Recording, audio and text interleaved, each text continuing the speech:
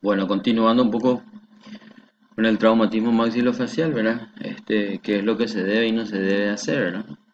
Este, Estuvimos hablando que el paciente tiene puede ocurrir una dificultad respiratoria. Tenemos que evaluar también el estado de Glasgow del paciente, ¿verdad? Hablamos en el ABCD que el Glasgow menor a 8 o igual a 8 es una indicación de disponibilidad de vía aérea, ¿verdad? De hacer intubación orotraqueal si es necesaria. En este caso, si hay una lesión de maxilofacial, una vía quirúrgica, ¿verdad? Que sería crico o traqueostomía.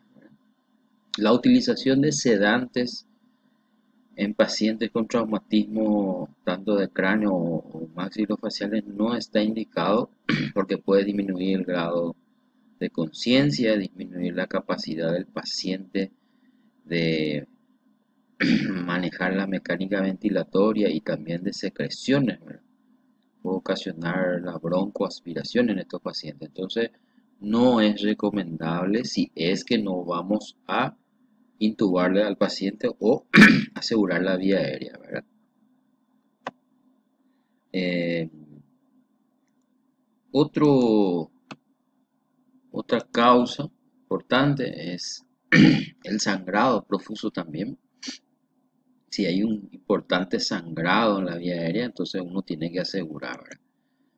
Sí, ¿qué es lo que hay que hacer? Mantener una buena aspiración de las secreciones. A veces hay pacientes que están con el estómago lleno, pueden broncoaspirar, entonces hay que tener siempre a mano un aspirador, un vacuum, monitorizarle a los pacientes, a este tipo de pacientes, que es presión arterial, saturación de oxígeno, frecuencia respiratoria, presión arterial, ¿verdad? Entonces mantenerle siempre bajo estricto control, ¿verdad? Tratar de preservar en lo máximo la ventilación espontánea. ¿Qué quiere decir eso? Si uno va a hacer sedantes o relajantes, entonces el paciente va a requerir únicamente de asistencia respiratoria mecánica, ¿verdad? Ya sea por un sistema de bolsa, bambú, ¿verdad? O máquina, ¿verdad? En lo posible, mantener que el paciente respire por él solo, ¿verdad? Y podemos ver cómo el paciente está con un traumatismo del cráneo y el paciente está sentado, se está aspirando. O sea, no es lo recomendable. Si hay un sangrado profuso, si hay una lesión craneofacial, el paciente está bajo efectos de alcohol o de droga, el paciente debe estar intubado, ¿verdad? Siempre control de la presión arterial y saturación del paciente, ¿verdad? Puede ser que pueda haber asociado una lesión a nivel cervical. Entonces, el paciente tiene que estar en lo posible con la menor flexo extensión de la cervical, ¿verdad? O sea, no mantenerle al paciente con el cuello doblado, ¿verdad? En el traumatismo maxilofacial, la insuficiencia respiratoria se puede deber a múltiples factores, ¿verdad? Una de ellas es que haya una obstrucción de la vía aérea. Otra es que haya una insuficiencia respiratoria a consecuencia de la mala mecánica en su respiración, ¿verdad? Por eso es importante descartar en el B que haya enfisema subcutáneo, que haya bolet torácico, ¿verdad? Neumotórax, hemotórax o contusión pulmonar, ¿verdad? Por eso tiene que haber una buena evaluación, por eso se llama la evaluación primaria fundamental para poder manejar este tipo de pacientes, ¿verdad? Entonces supimos que puede ser por una obstrucción alta, por eso la apertura de la vía aérea se insiste. Apertura de la vía aérea, luxación de la mandíbula, levantamiento del mentón, control cervical, todas esas cosas se tienen que evaluar. Por eso ustedes tienen como médicos, tienen que hacer buena evaluación. Entonces cuando se les pide evaluación de la vía aérea, tiene que ser bien específica qué es lo que van a hacer. No citar apertura de la vía aérea, control de la columna cervical. Eso cualquiera sabe, ¿verdad? Pero el manejo, cuáles son los pasos a seguir, es lo importante. Entonces, en la insuficiencia respiratoria, que puede ocurrir por una obstrucción de la vía aérea.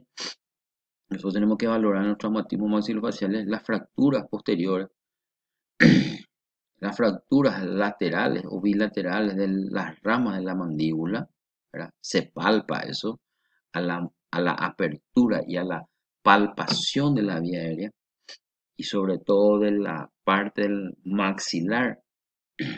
Si hay trismus, ¿verdad? Los sangrados o hematomas que pueden haber, acuérdense de los hematomas retroauriculares o los sangrados que pueden haber, tanto rinorraquia como otorraquia, la evaluación de los cuerpos extraños que pueden ver dentro de las fauces, de la boca, de la orofaringe, ¿verdad? El edema que puede haber de partes blandas, tanto del cuello, también como la lengua, ¿verdad? O el trauma laringio que puede haber asociado. Se tiene que evaluar por completo. Eso pueden ser las causas de la obstrucción de la vía aérea, ¿verdad? Ahora, a consecuencia de una lesión dentro del pulmón en sí o de la caja torácica, se puede valorar, por ejemplo, las fracturas que puede haber a la palpación, el enfisema subcutáneo o la aspiración de sangre, ¿verdad? Posterior a la lesión, ¿verdad? Entonces, nosotros valoramos eso y evaluamos en la cara los distintos tipos de grados de fracturas de Lefort, ¿verdad? Que pueden ser desde la Lefort 1 hasta la Lefort 3, ¿verdad? Una Lefort 3, por ejemplo, es una indicación de hacer rápidamente una vía aérea definitiva de tipo quirúrgica, ¿verdad? Y está contraindicado la utilización de la sonda nasogástrica, porque al haber un Lefort 3 puede haber una fractura de base de cráneo, por eso se ven los signos que pueden llamarnos la atención de fractura de base de cráneo, ¿verdad? El signo de Valle, el signo de mapache, ojo de mapache, la rinorraquia, la otorraquia, ¿verdad? Y la rinorragia, otorragia también pueden llamarnos la atención, ¿verdad?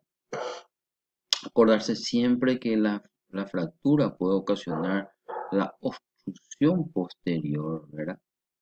O la impactación de la parte superior del malar, ¿verdad? Del palatino se llama, palatino blando y el palatino duro, ¿verdad? Y eso con una maniobra manual se puede desobstruir o se puede utilizar algunos tipos de elementos. Fracturas del maxilar inferior también pueden obstruir eso, llevando la lengua posterior, produciendo su obstrucción, ¿verdad? Es muy útil en estos casos, por ejemplo, la utilización de las cánulas de Mayo o cánula de Gebel, le llaman también, ¿verdad? Esto se tiene que traccionar y se tiene que volver a reducir, ¿verdad? Para que pueda haber. Pero este procedimiento no nos tiene que hacer perder tiempo si el paciente necesita oxigenación. Entonces, si uno tiene este tipo de paciente, ¿cuál sería la primera maniobra a realizar? Sería la cricotiroidotomía, ¿verdad? Para evitar que el paciente entre en hipoxia, ¿verdad? Y en edema cerebral, ¿verdad? Los traumas laringios son las habitualmente que nos olvidamos, pero pueden ocasionar desde disfonía, estridor laringio, hematomas, ¿verdad? Entonces, son importantes para su evaluación, ¿verdad? Pero sobre todo para nosotros, el manejo de la vía aérea es lo fundamental que el paciente esté con un grado de conciencia y que pueda tener la capacidad de mantener su ventilación espontánea. Esa es una indicación para el médico en el A. Pues en el A no solamente es vía aérea y control de la columna, sino es vía aérea, apertura, exposición, aspiración, desobstrucción y valoración del estado de conciencia. Si el paciente está despierto, con buena mecánica ventilatoria, un Glasgow por encima de 10, sin ningún tipo de obstrucción, entonces el paciente puede quedar con una mascarilla, con oxígeno y quedar en observación. Pero si hay un grado de conciencia bajo, con un Glasgow bajo, signos de focalización neurológica, entonces se tiene que tomar la conducta de intubación orotraqueal, ¿verdad? Se puede hacer despierto esto, ¿verdad? Con anestesia local, uso tópico o regional, con mucho cuidado. Esto se hace por mano experta, se infiltra en la zona del cartílago sobre el nervio laringio superior para que no haya ningún tipo de provocación del vómito ni tampoco náuseas, ¿verdad? Que puede provocar broncoaspiración, ¿verdad? El trauma maxilofacial, tracción mandibular de la lengua, se tiene que realizar cricotiroidotomía para ventilación a través de esa zona, ¿verdad? Se puede hacer traqueotomía de urgencia, quirúrgica o percutánea. Son dos técnicas que, si no, no estoy equivocado, llegamos a ver en aula, ¿verdad? Unos videos de cómo se hacen las técnicas quirúrgicas y percutáneas, ¿verdad? O se puede utilizar la intubación bajo fibrobronco, ¿verdad? Todo esto si no hay un sangrado, si no hay una lesión en Lefort 3, pero si hay ese tipo de lesiones con un sangrado, la indicación es la cricotiroidotomía, ¿verdad? Se pueden utilizar estas cánulas como guías, ¿verdad? A través de él se puede realizar la intubación, ¿verdad? Esas guías se pueden meter si es a través de la pala del laringoscopio, si se va a intubar por arriba, ¿verdad? Se envía estas cánulas y se pueden utilizar como guías para posterior intubación, ¿verdad? O en el caso de crico, se hace la pequeña apertura y a través de esa cánula, la anterior, se puede guiar para hacer la intubación. Cuando vamos a hacer crico, habitualmente cuando hay una lesión muy importante en el macizo facial, ¿verdad? Es seguro, es rápido, hay que tener un conocimiento de la técnica y hay que tener un training, ¿verdad? No cualquiera puede hacer una cricotiroidotomía, ¿verdad? Tiene que ser mano avesada y con práctica. Hay diferentes técnicas, la más frecuente es la de Zellniger, ¿verdad? O Melker también. Y hay otras como la del estilete que son con punciones, ¿verdad? Se punza en el espacio que hay entre el cartílago tiroide y el cartílago cricoide. Esto se llama membrana cricotiroidea, ¿verdad? En este punto exactamente, donde se infiltra un poco de lidocaína, se hace una punción con él y a través de esa punción se puede utilizar un trocar o una guía para meter. Eso se llama técnica de Seldinger. ¿Qué otras cosas pueden ocurrir a ese nivel? Puede ocurrir trismus. El trismus es la contractura del macetero de los músculos masticadores, que hacen que no permita la apertura de la boca, ¿verdad? Esto, estos trismos obligan al médico a utilizar otras técnicas para acceder a la vía aérea, como por ejemplo la crico o la tráqueo o la fibrosis. Es necesario a través de la nariz, por ejemplo, ¿verdad? Pero acuérdense que traumatismo monofilofacial está contraindicado la intubación a través de la nariz, ¿verdad? Que es la nasotraqueal, se llama, ¿verdad? Intubación nasotraqueal. Otras cosas que podemos encontrar son los sangrados, como la epistaxis, ¿verdad? Son complicaciones muy frecuentes los sangrados. Se pueden utilizar varios métodos para evitar o para detener el sangrado.